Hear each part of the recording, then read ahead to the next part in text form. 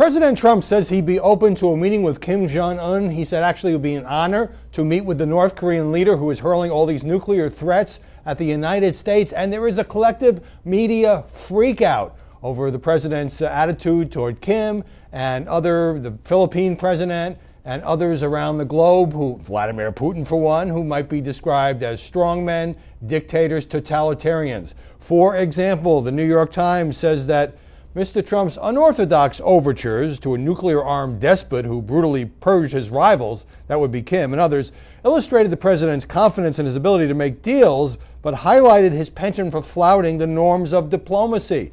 The Washington Post is no longer just Putin, says the paper. President Trump's affection for totalitarian leaders has grown beyond Russia's president to include strongmen around the globe. And this is a big break with his predecessor, Barack Obama.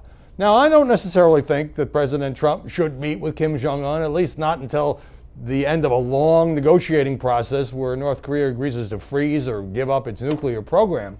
But here's what I think so many in the media are missing. And it's a real dilemma for the press.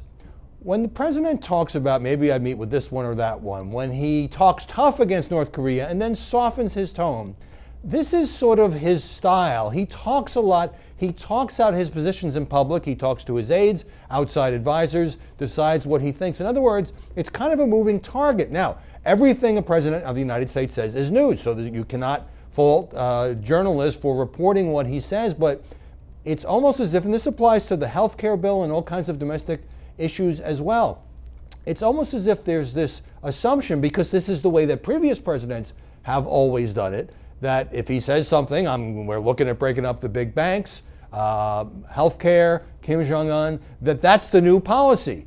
But oftentimes, that's not the policy at all. It is just, sometimes it's a trial balloon, sometimes it's deliberate, as in the case of renegotiating or terminating NAFTA, and sometimes it may be Trump just being loose with his language.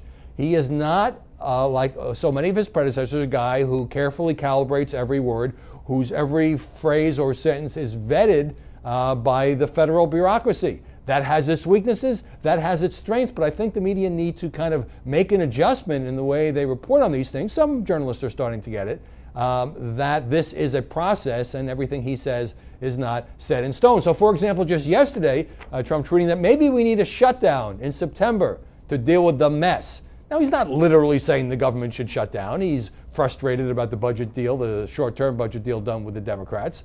And he's saying, he's venting in part, and he's also saying, perhaps it would take that kind of shock to the system.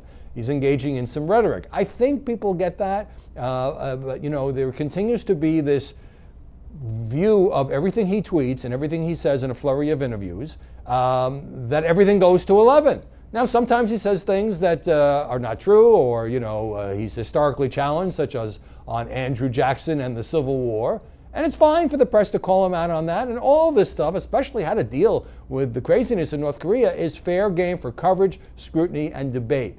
But it's about time we understood that this is a president whose words on these things are not definitive at any moment, but who is figuring out where he stands, who is adjusting on the fly, who is negotiating in public, and adjust our coverage accordingly.